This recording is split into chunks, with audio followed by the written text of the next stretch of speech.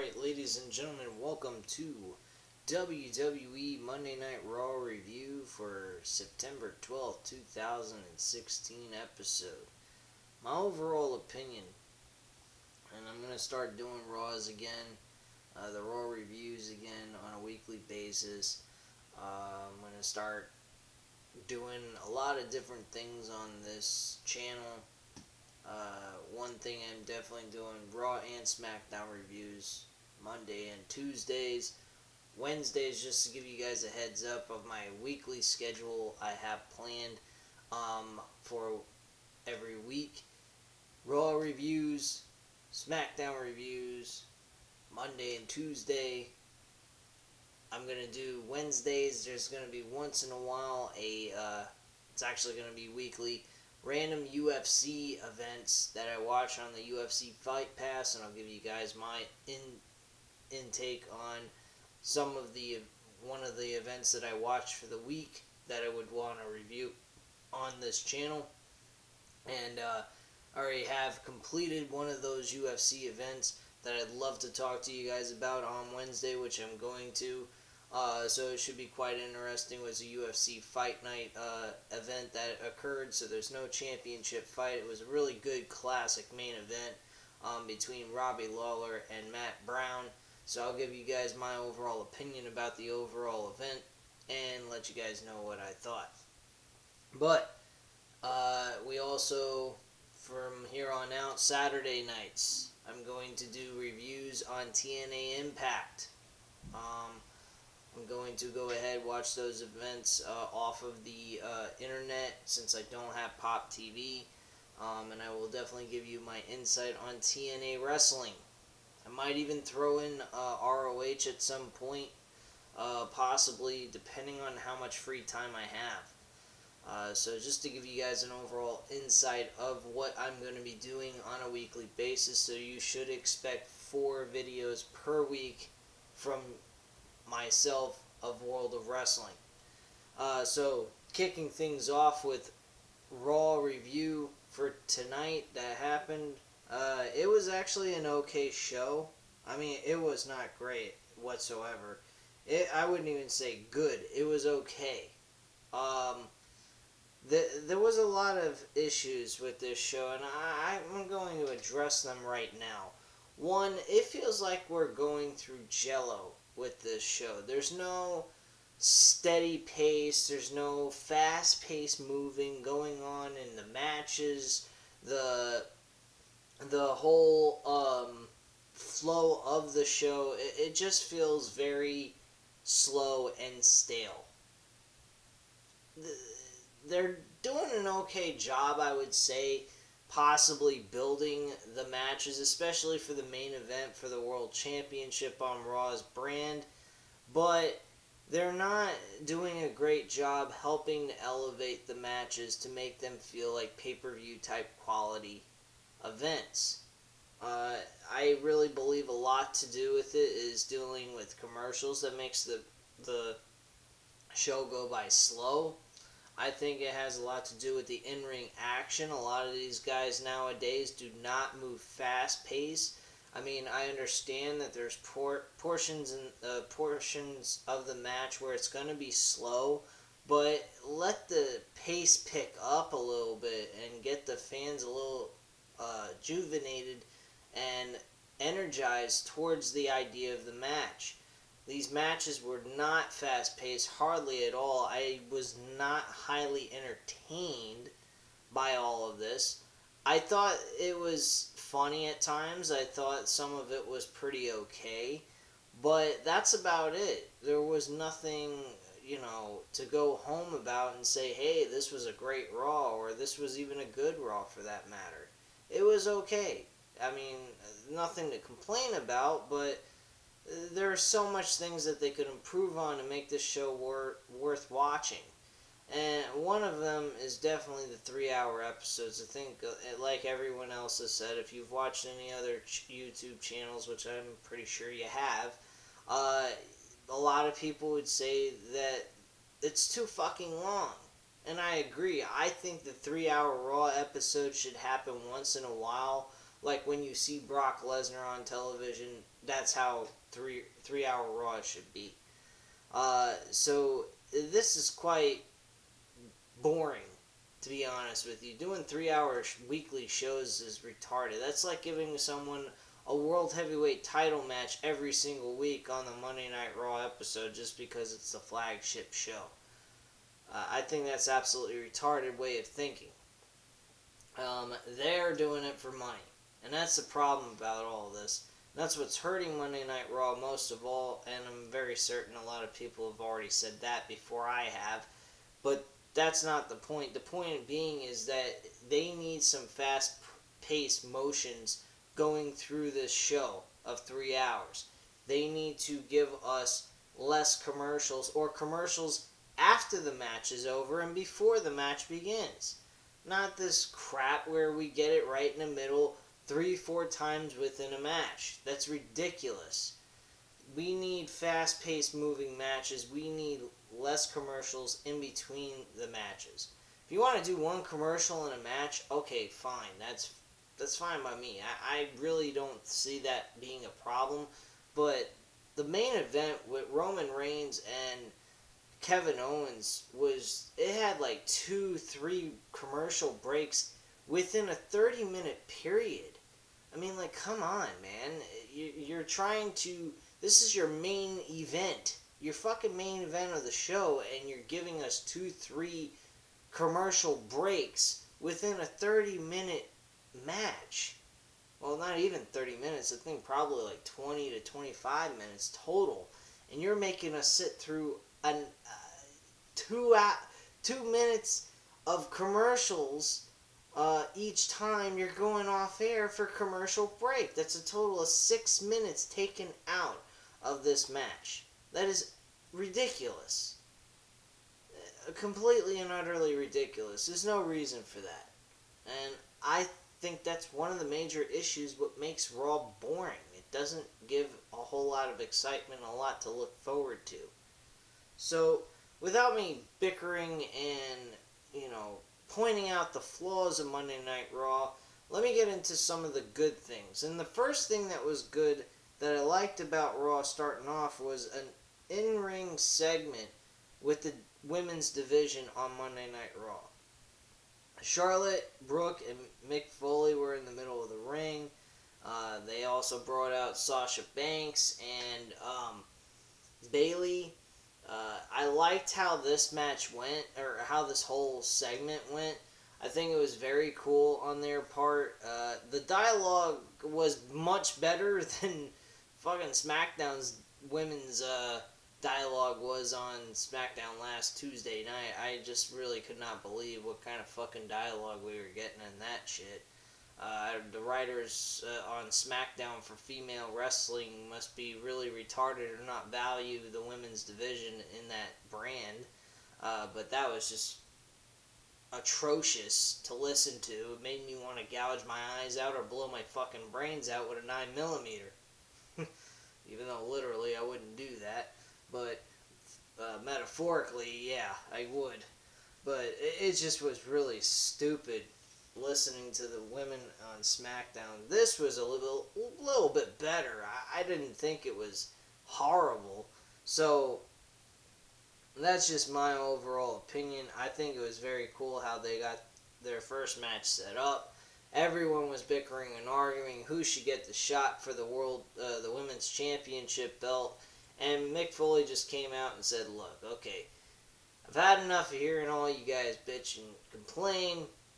You guys are going to have a match. It's going to be Sasha Banks and Bayley one-on-one. But we're going to also throw Dana Brooke in this match and make it a triple threat.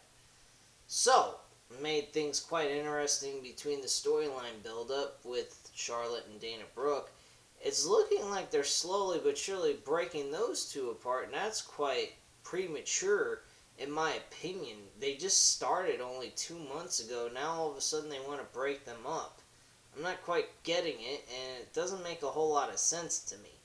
But Maybe this is a sign that they just want Charlotte to be an individual heel champion, not needing any assistance by anybody, and just win her matches on her own, either by winning fairly or just by cheating on her own without any help.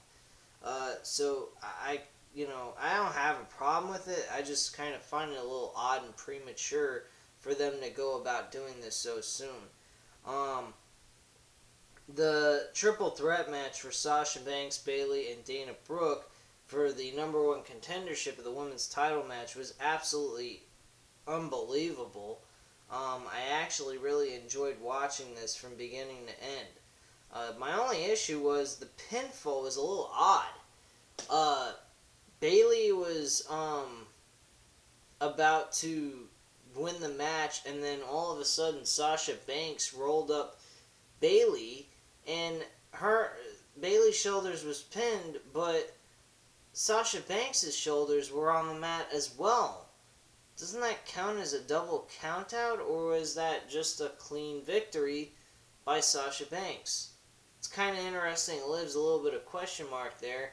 I'm starting to wonder if maybe they're going to turn this into a triple threat match for the women's championship instead of a one-on-one match for Sasha Banks and Charlotte. Kind of interesting. I think it might actually lead into something possibly, or maybe it was just a botch move and it was never meant to be. But either way, the match itself was pretty entertaining. I enjoyed myself. As an opener match, I thought I was pretty good. It took up plenty of time on the show, pretty much almost finishing out the first hour until we got Bo Dallas, Bo leaving what? The fucking retarded shit. My personal opinion, quite honestly, this match for the number one contendership, I would say is a 4 out of 5 stars. Very entertaining, very good action that occurred here. Bo Dallas, he went one-on-one with a jobber, and he destroyed him, and the fans were chanting, "Let's go, jobber." Like, he's going to win a match against a guy that's an established name on their show. Doubt that's going to happen, but that just shows how fucking much the fans can't stomach Bo Dallas at all. So, I mean, it's not really hard to see that people are not going behind Bo Dallas whatsoever on any of this. They don't care about him. They'd rather see an enhancement talent go ahead and win a match over a freaking established name on the main roster. That's pretty sad. We also had a backstage segment with the Shining Stars to sell Puerto Rico timeshares. I mean, come on, man, really?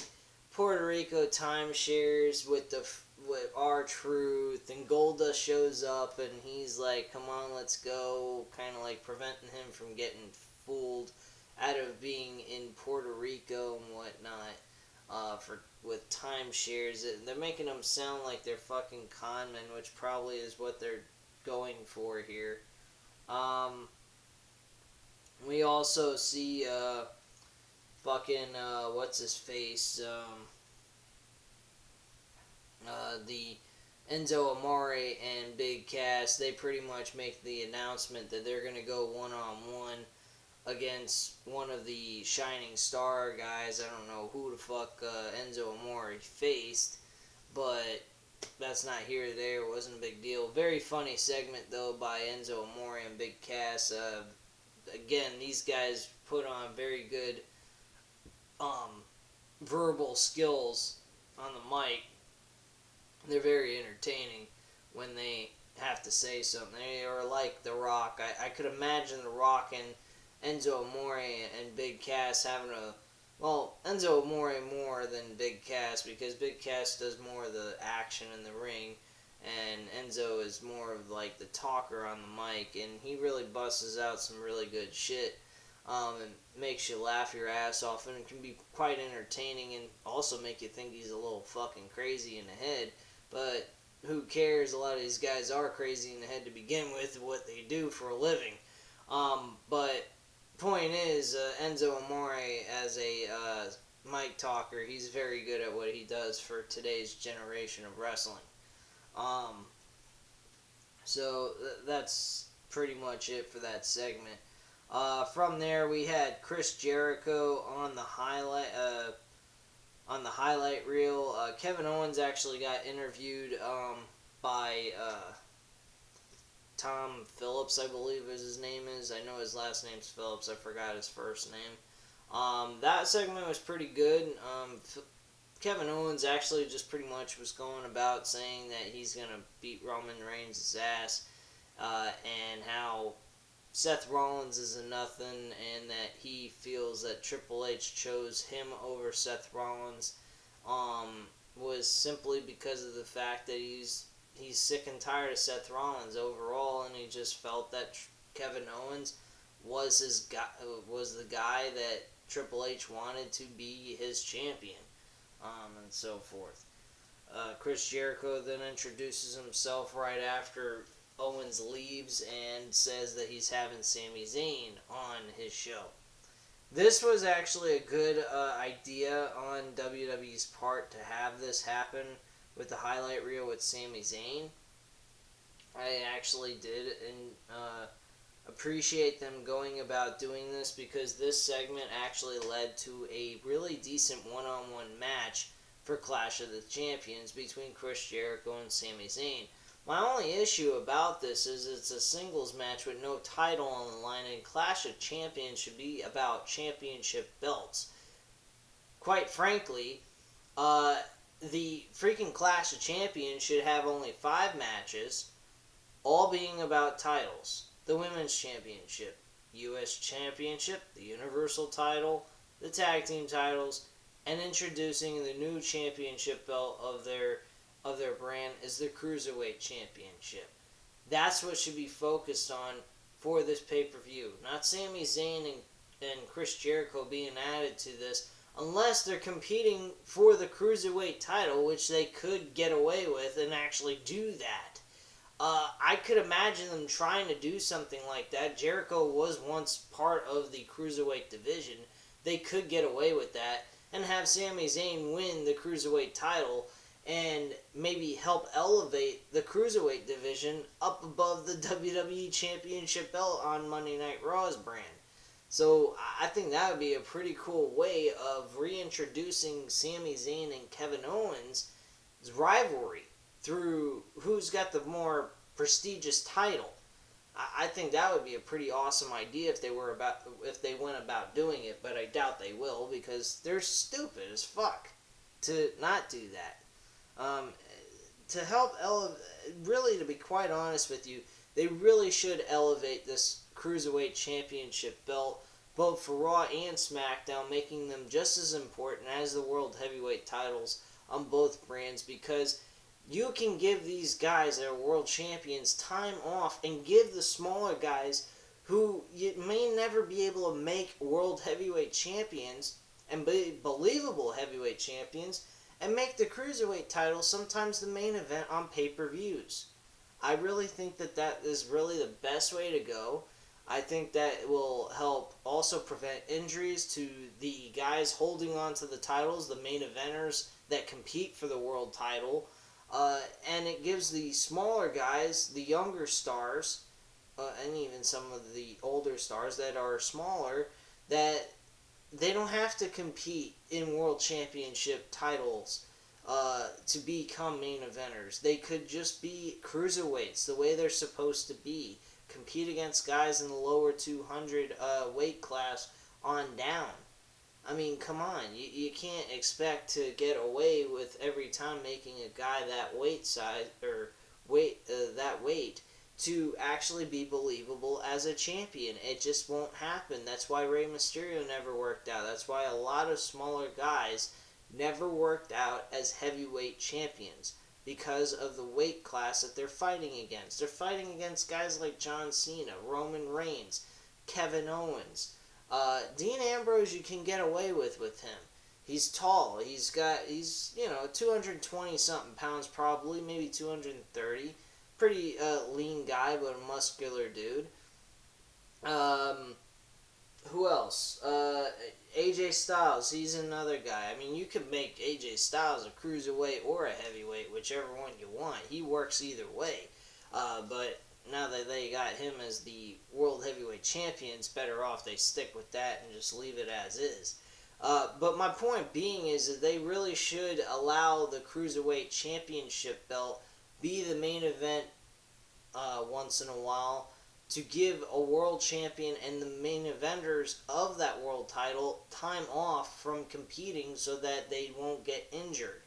So it's a way of preventing injury, giving people spotlight in other weight classes, and giving more prestige to other belts as well. So I think that is a smart idea on their part to go about doing that. And they can build a really great storyline with Sami Zayn and Kevin Owens if they would make Sami Zayn Cruiserweight Champion at some point and make the Cruiserweight title just as important as the World title. But that's just my idea. Let me know what you guys thought of what I had to say down below, and I'll definitely get back to you on that. I'd love to hear from you guys. So the next thing from there, we had Sheamus versus Cesaro in their 5th match out of the best out of 7 series. Cesaro actually picks up the win here and makes it 3-2. Look, typically this is going to be it's going to end up being 3-3, and Sheamus is going to win. That is what's going to happen. There's going to be a screwball finish at the end of this, at the 7th match, and just somebody's going to get screwed one way or another. That's all that's going to happen here. So I really have nothing more to say on that. Decent, okay match, but the same thing. Run on over and over and over again. Please, give these two guys something else to do and not have them work together. They've done enough matches one-on-one over the last 2 months, for God's sakes. Give us a break with this. Alright, so last thing, we get backstage, Seth Rollins and Mick Foley. They have a conversation about the Clash of Champions pay-per-view. Foley warned Rollins about the whole issue if he was to interfere and insult the integrity of the match by just doing what Mick Foley asks him to do and give him the respect that he deserves by, hey, I gave you the opportunity to be in this championship match. I could have never allowed you in it, but you deserved it. You got screwed over. You were one of the last 2 guys. So is Roman Reigns. He was screwed over by Triple H, so I'm giving him and you. You already got a shot in because you were the last person eliminated, and Roman Reigns is getting a shot against Kevin Owens to earn his way into this matchup. So just stay out of it. Sit backstage, watch the match, don't interfere. And I explain later what happens, which is fucking ridiculous. And that's all that needs to be said on that. We had Nia Jax and Alicia Fox. This was actually smart on WWE's part. Very smart move. They gave Nia Jax the opportunity to display how powerful this broad can really be. She freaking took Alicia Fox, threw her around like a fucking rag doll, in and out of the ring. She grabbed her by the hair, smacked her on both sides of the barricade, on the right and left hand side of her, of the barricade, and then freaking speared her right through one of the where the not the announce table, the timekeeper and where the ring bell was, and she just speared her right through the fucking wall, and she was flat on her ass. I mean, she looked like she got hit by a train or a bus. It was fucking nasty. But nice move on WWE's part to actually go about doing this. Thought that was pretty cool on their part to go about and do that. Just to help Nia Jax look even more powerful than she already is, and possibly even give us the idea that she's moving up into the women's division's main event for that women's title at some point. to be serious with you guys, I really think Nia Jax should be a face in all this, not really a heel, simply because she would be great for her to actually compete against Charlotte at some point for the women's title. But that's just my opinion. New Day actually came out. They responded to what what Doc Gallows and Carl Anderson did last week with these stand-in New Day characters playing old men who are retired. And they said, well, look, you can do all the comedy act you want. Leave the entertainment portion of our wrestling to us. You stick with what you do, and that's wrestle. So they basically did that and beat the shit out of the fucking New Day and win the match. That was basically it. It was a non-title match, and it was pretty much straight to the point. And they win with the Magic Killer, which is their finishing tag team maneuver. So nothing big there. Jack Swagger versus Jinder Mahal. What the fuck was this doing on people's television sets? Why would you waste 10 minutes of our time watching Jack Swagger lose to Jinder Mahal? Then after the match is over and he loses to Jinder Mahal, we go backstage. Tom Phillips talks to fucking Jack Swagger and says, we hear that your Raw brand contract is coming due and you haven't signed the contract yet to renew it. What's your thoughts on that? We just have Jack Swagger breathing into the microphone, responding and saying nothing. So that was a real waste of everybody's time. Who gives a fuck what Jack Swagger's doing? Do you? I don't. He has done nothing in this company in the last 6 years. I mean, this guy's done nothing to appease anyone, and even what he did 6 years ago didn't do much of anything. He was a one-time world champion for 2 fucking months, and once he lost the belt, he was a nothing again. Who cares? This guy sucks. He is no Kurt Angle. He ain't nowhere near Kurt Angle. He wishes he was Kurt Angle. He couldn't suck on Kurt Angle's jockstrap. So that's just all I have to say on that. Enzo Amore faced Epico. Epico won with Primo grabbing Enzo Amore's foot on the apron and not allowing him to be able to kick out. Referee doesn't see it. Now, my one question to everyone on this. Where the hell is Big Cass? He's at ringside. What did he do? He didn't do a fucking thing. He just allowed him to do that. Why not big boot him in the fucking face and knock him on his ass so that Enzo could kick out of the freaking pinfall? Stupid fucking, shit like that. That just drives me crazy. How can you make Enzo Amore and Big Cass lose 2 weeks in a row to these guys? One time, luck thing, that's one thing, but have them lose twice in 2 weeks, back to back, that's really bad. I don't know where they're going with this or how they're thinking this is helping them elevate their career as being tag team champions at some point, but that ain't fucking doing shit for them and not really getting me much behind them at all by making them lose. So that was stupid. By the way, I didn't really give my ratings on these matches. Alright. I already told you that 4 out of 5 stars for the women's division match. Bo Dallas, give it a fucking dud. It was shit. Who cares? Sheamus versus Sheamus versus Cesaro, excuse me. I'd give that a 3 out of 5 star. It was a pretty good, decent match.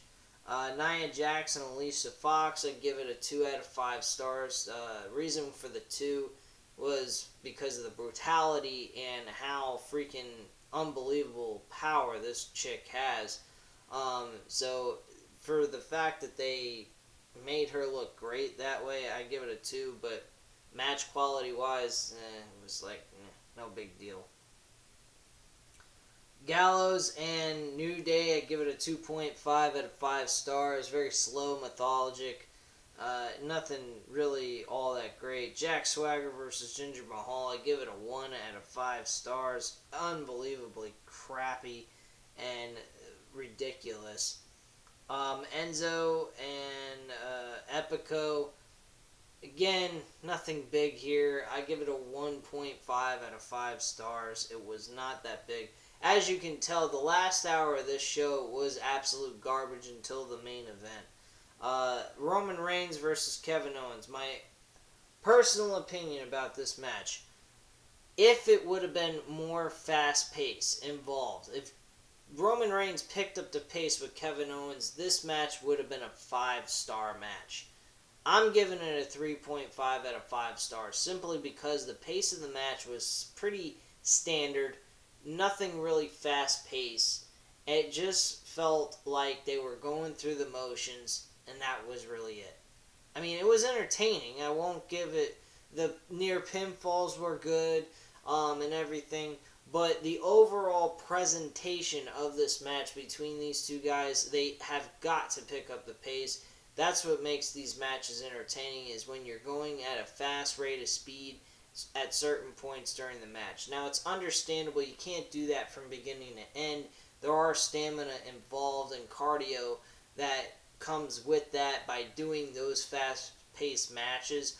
But you can at least once in a while within the match pick up the pace to make it a little bit more entertaining, so the audience doesn't get so fucking bored and want to fall asleep in their seats or want to leave the fucking arena because they're so sick and tired of the boredom of watching slow-ass matches.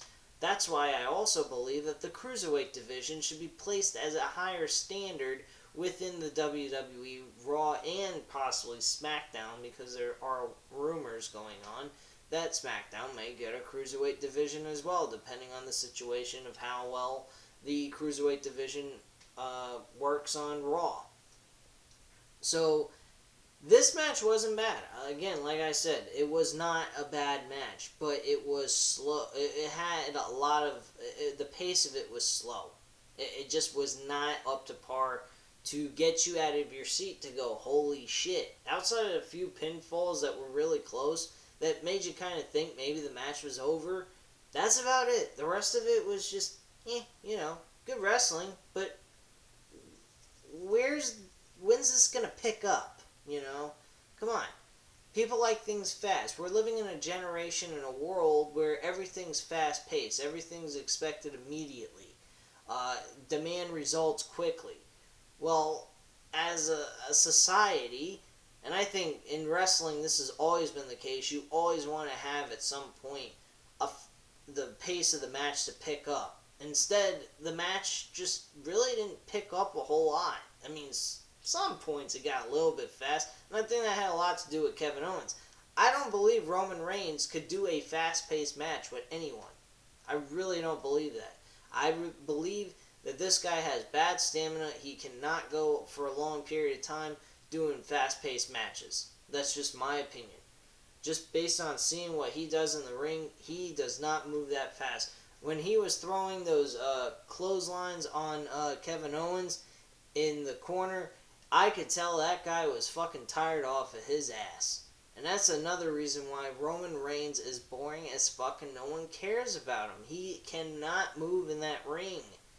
No wonder why he didn't even make it on a fucking regular season with a football team. The only time he was in spring training with the Jaguars and the Minnesota Vikings. They never kept him on the roster, even to preseason. That's how bad he was. So something he had to do in those two teams to not even be considered to participate in the preseason games before the regular season. So, take it as you will.